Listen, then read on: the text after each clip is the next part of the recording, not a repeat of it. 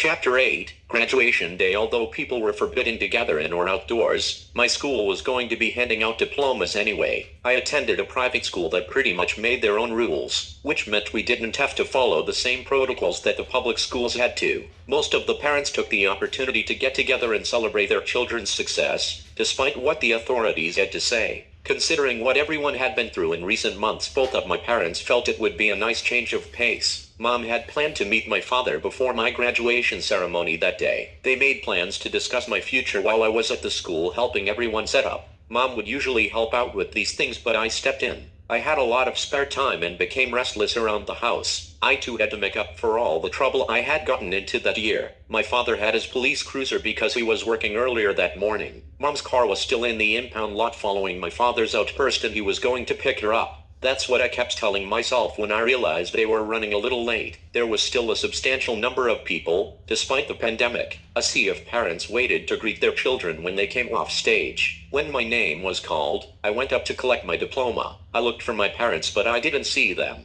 It appeared as if everyone's parents were there, except for mine. It wasn't until I came off the stage that I found out what was going on. I knew something was up when Grace was there, but neither of my parents were with her. She had this blank look on her face, an unfamiliar sadness that I had never seen before. As I watched her eyes slowly fill up with water, I couldn't help but think of my father and this fish tank. At first, I thought she was happy to see me graduate. I realized I was wrong when she found it hard to look me in the eyes. The salt water building up in those gorgeous orbs of hers were not tears of joy. I kept asking Grace what was wrong, but she couldn't speak. She tried, but she eventually broke down right in front of me. She dropped to her knees and I could hear a loud thump as she fell to the floor. The fall couldn't have been anything other than painful. Still, the hurt coming from her voice was not related to her knees colliding with the concrete. I'm so sorry, I'm so sorry. Grace repeated it over and over again, unable to look at me. It's your mother, she said, with a lone tone of voice and her head looking down to the floor. Her tone was so low I could barely hear the words that came out of her mouth. What? I replied, whipping my head in her direction, with my eyes open wide. Grace completely broke down in tears as she shouted, your mother was killed. I took 2 steps back in shock. My eyes bulged from their sockets as I couldn't believe what I just heard. What about my mother? I asked, raising my voice a bit. As Grace continued to bawl, I just stood there, still. I looked back and forth like I was going to cross the street before I started to move through the parade of parents looking for my own.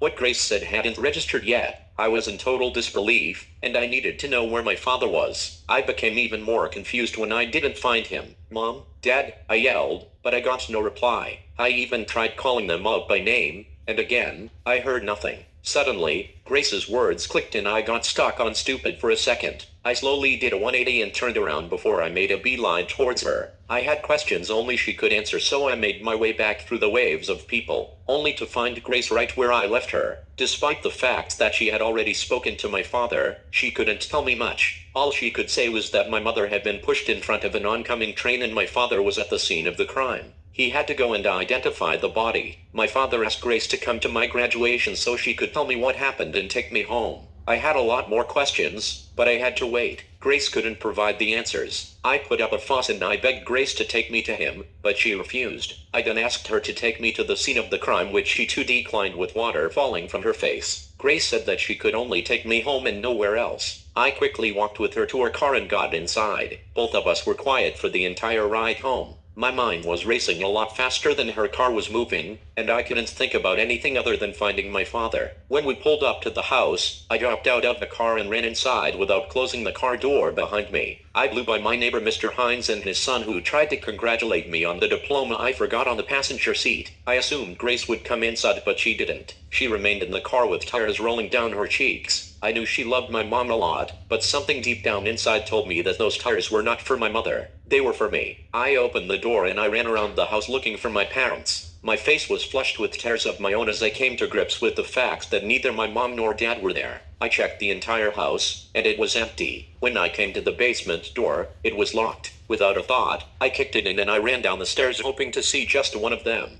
I found no one. The house was completely vacant and I felt just as empty inside. I could feel my heart rate begin to rise even higher than it was. I didn't think it was even possible. Next thing I knew, I started to sweat as my body temperature rose higher than the soon-to-be summer outside. I thought I could look up the incident online. I dashed through the house and got on the computer, where I noticed that my hands were shaking uncontrollably. I found it hard to type, but I managed to find some briefings that had already taken place. There were a couple of news crews at the scene and they were broadcasting live. Everyone appeared to be talking about my mother's death on every channel. It wasn't until I saw few bystanders being interviewed at the scene of the crime that everything became real. The witnesses said they saw the woman get pushed off the platform. She fell onto the tracks in front of an oncoming train as it approached the station. It was being described as a horrific accident, although it was no accident at all. I kept yelling at the screen, "Tell the truth, tell the truth," as I surfed through all the stations in search of one that would. There wasn't a single channel that provided answers. Not one. I yelled so much that it started to give me a headache and I could see the vein popping out of my forehead from my reflection on the screen. It was so large you couldn't miss it. Screaming at the computer wasn't doing me any good. I had to get over to the scene of the crime. I got up from the desk and as I rose to my feet, Grace walked in the door. I asked her if she knew what was going on, but she didn't. All she knew was that my mother was hit by a train and my dad had to go and identify what little was left of her body. I was so anxious that I didn't know what to do. Several hours had already passed and it was likely that my father wouldn't even be there had I gone. Grace suggested that I take a shower and try to relax. I did, but it didn't seem to help at all. I wanted to hide my sadness and cry in the shower, but I couldn't. I was so out of it. I couldn't even remember if I lathered up or in stuff. I just knew I needed to get more information, so I jumped out of the shower within minutes and got dressed. Coincidentally, once I was prepared to go against my father's wishes, he walked in. Grace ran up, hugged him, and apologized for his loss. He remained strong as he embraced her in return and looked into my eyes over her shoulder. As I walked towards them, my dad reached out and brought me in for a hug as well. He whispered, I'm sorry, I know you have questions, and I will tell you everything." Dad eventually confirmed the story and said it was true. He needed me to calm down so he could finish telling me everything. It was hard enough trying to talk about it and he didn't need me adding to his grief. He said that my mother was in fact pushed in front of a train. She was shoved off of the platform and it was not an accident at all. He said that the news likely referred to it as an accident. They didn't want to get the public more riled up than they already were because it appeared to be a hate crime. We won't know anything for sure, not until we see the footage from the security cameras at the train station, my father said firmly, with that fire in his eyes that I knew all too well. After that, we will then need to get the autopsy report, he added as he looked away. I could tell by the tone of his voice that the story wasn't over. There was something he wasn't telling me. So, I asked, "What aren't you telling us?" As calm as I could given the turn of events. Dad looked at both Grace and I with concern, knowing he couldn't lie to us. He then closed his eyes and took a deep breath, trying to gather enough strength to continue the conversation. It took a few seconds, so I figured he was trying to hide the tears before turning back around, and I couldn't blame him. He was barely holding it together and I could see the glossy glimmer in his eye when he finally focused and faced us. Grace grabbed him by the hand, looked him in the eyes and whispered, "Take your time." The way she sounded reminded me of my mother. She would handle my dad like that during situations like these, and she certainly learned it from her. Regardless of where Grace got it from, it worked like a charm. Dad took another deep breath before he began to speak. When we did, he said that my mom was supposed to be home waiting for him. He was supposed to pick her up and take her to the graduation ceremony, but she wasn't home. He slowly started to break down and you could hear his voice cracking whenever he tried to speak. It became so frequent that he had to stop talking altogether. After a few minutes of my father fighting the waterworks, he apologized for being upset. Even though his sorrow was justified, he felt the need to do so. I know my dad felt like he failed my mother because I too felt the same. I was still very angry and even more so, confused. I had so many questions and no answers. Crying seemed to help when I was able to, but that was just for a bit. It wasn't long before it made me feel weak and helpless. That only made me even more angry than I already was. Time seemed to be moving slower than the last 10 minutes of school and it became overwhelming. There wasn't anything we could do besides wait for more information. Even then, I wasn't even sure if I would hear about it from anyone. I felt like my father was still keeping something from me. The more I tried to figure it out, the more frustrated I became. I felt like I was being treated like a child for no reason at all. I did everything they asked. Grace had to go back to work, and she left when everything calmed down a bit. Not too long after she split, my dad broke out a bottle of his favorite whiskey. It was a Johnny Walker Blue Label that he had been saving for a special occasion. He put 3 glasses on the table, but I didn't know why. He told me that he and my mother had planned on drinking it with me when I got home from graduation. He knew my mom would make sure we celebrated today and we were going to.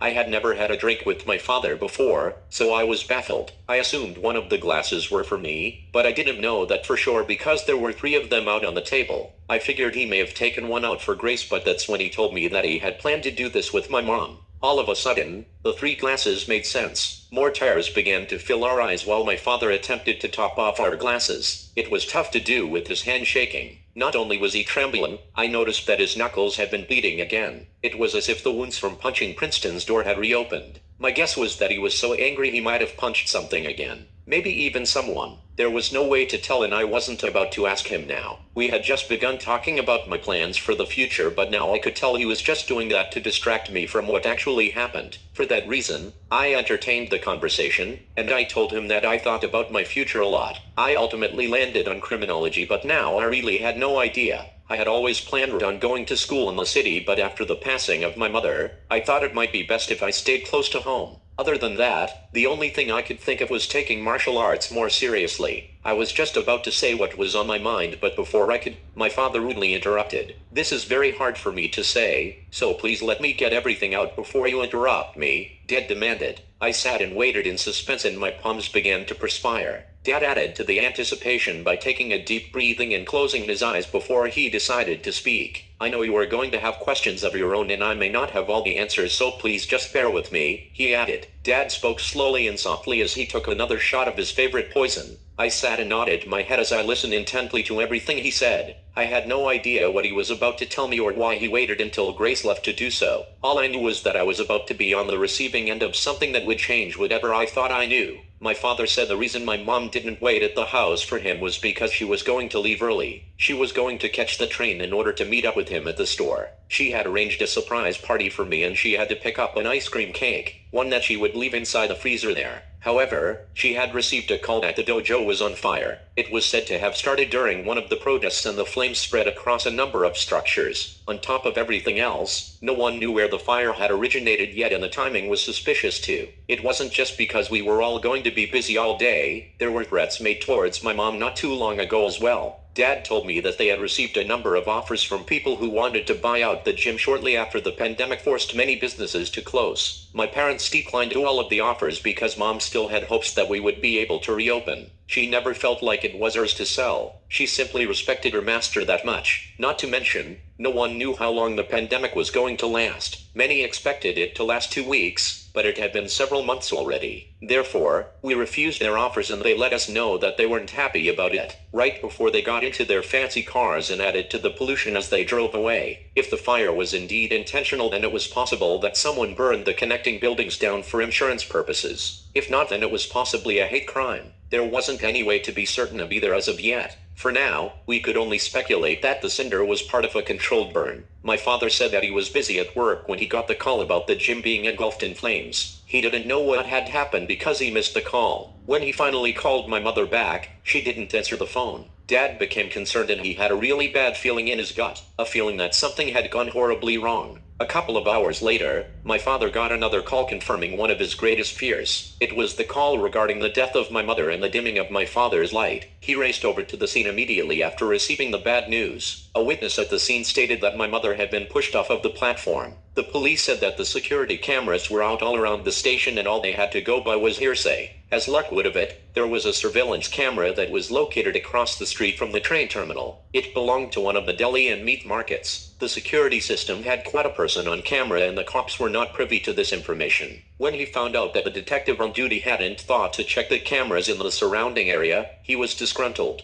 Due to their lack of efficiency, he immediately felt like no one was going to take this case more seriously than him. Therefore, he had no choice. Though he was outside of his jurisdiction, Dad took it upon himself to walk across the street so he could question the owner. The security camera that was facing the street and the entrance to the train station. The sign just above the camera had a sign saying they had 24-hour surveillance, so he figured it was worth a shot. There was a good chance that the clerk knew something about what had taken place, and he did. I sat and waited on the edge of my seat as my palms stuck to my lap. I had no idea where this conversation was going, and it was hot enough as it was. It wasn't until my dad finally said that the owner was more than willing to comply. He had the tape and he wanted to show me what was on it. He needed me to be on full alert. He seemed to think that the threats made to my mother and the fire set to the dojo were connected to her death. Something told me that whatever was on the tape would likely make me feel the same way.